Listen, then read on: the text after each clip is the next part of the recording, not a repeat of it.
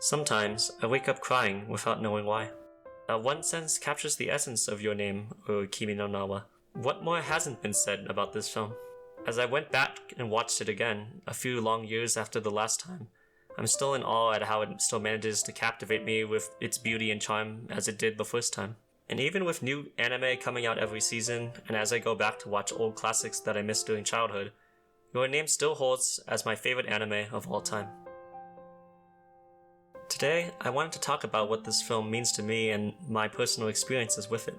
I could go into the details of the animation, gush about the music, or talk about all the symbols I found in the film. Or I could address critiques of the movie from those who see it as overhyped or overrated. But that's all been done before, and honestly, that doesn't matter to me. Because for me, Your Name isn't just a film that I watched and gave an arbitrary numerical rating afterward, listing out all the things I liked and disliked about it. It's art. Art that spoke to me. And for me, it's perfect the way it is. I remember watching Your Name for the first time with a friend back in high school on some random website. Back then, I was naive, idealistic, and perhaps a bit too passionate. I can still recall all the emotions I felt that day, not knowing what to expect and being completely blown away. I remember the laughs I shared seeing Mitsuha and Taki live out each other's lives. I felt the same sadness Mitsuha had as tears rolled down her face, thinking about Taki's date with his coworker. The shock I felt when the comet fell, the reports of the town being destroyed, and all of Taki's text conversations disappearing all at once. I remember the journey Taki went on to save Mitsuha and how he experienced her memories as he went back in time. The anxiety I felt when he couldn't remember her, when he couldn't convince her father to evacuate the town.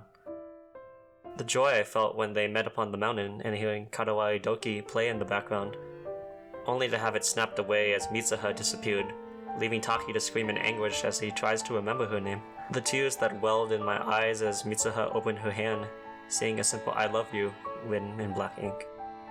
How I waited with a heavy heart in the aftermath of the comet's landing to see them live out their adult lives, with the weight of something missing always playing in the back of their minds, and my overwhelming joy after seeing them recognize each other on that staircase. It was an emotional journey, one that I felt like I went through along with the characters through all the ups and downs. I knew then that I had to watch it in theaters.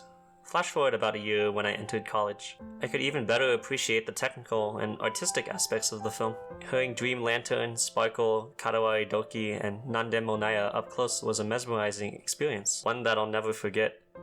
The powers of the screams, cries, laughs, and even the piercing sound of the comet landing down on Itomori were all magnified by the theater experience. It was fun, no matter if I was watching with friends, family, or by myself. And at the time, I couldn't quite put into words what made this film special to me.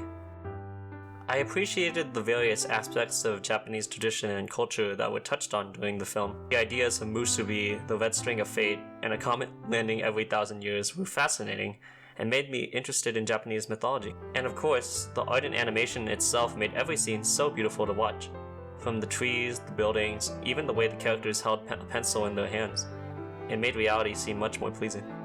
One of the core themes that resonated with me was this idea of longing, a wistful, melancholic feeling that lingered on as I went through school and life. The fact that even though I appreciated life and the happy moments it offered, I always felt something was missing. Perhaps it was someone I was waiting for, a different way to live, one separate from the ordinary system, the ordinary people, and the ordinary actions of mundane existence. And how Your Name gave me hope that one day I would fill this void inside of me. A few years later, life changed me. I struggled with school and with relationships, not knowing what I wanted out of life. I became cynical, desperate, bitter, sad, empty. I rebelled, secluded myself, and found it difficult to move on with every passing day as life became increasingly more dull and painful. I would lie in bed at night, thinking about the possibility of another life, far removed from the one I was in. It took me a while, but I eventually got back to a point where I could be happy again, to have a reason to live and live that life with purpose, and I have this film partially to thank for that. It reminded me that no matter how bleak life may seem, if you continue searching, you may find what you've been looking for one day. That might be the naive inner child in me giving me an illusion of hope, but as I mature and walk along, I will continue to believe in it. and to believe in myself, because I know just having that belief, no matter how far away it looks from reality, will help me move forward. I will continue my search no matter how long it takes, because I know something or someone out there is waiting for me. Looking back now, I considered your name to be a masterpiece. I still do. Despite whatever flaws people may point out, there might be plot holes that I've overlooked, the characters may not be the deepest, and for others, the story and themes may not have resonated with them as much, and that's fine. But again, that doesn't matter to me. Why should it? For me and many others, anime is an escape from reality and mundane life. I watch not to analyze and compare it to other works, but to enjoy it and allow its story to bring out latent emotions inside of me. It helped me through difficult spots and reminded me to continue holding on to hope in life. I loved and continue to love it to this day. I want to leave off with this simple message. Be proud of who you are and what you love.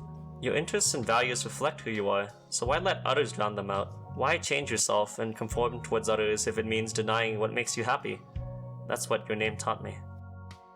I doubted myself for so long and at times wanted to settle for an easier path. But I knew in my heart that I wouldn't find fulfillment in that way of living. No matter what anyone said, I would continue to believe in myself and my dreams and battle against an ordinary destiny. I will continue on my journey to find what I'm searching for, no matter how elusive it may be. Finally, I wanted to say thank you to Makoto Shinkai for creating this wonderful piece. And thank you for listening.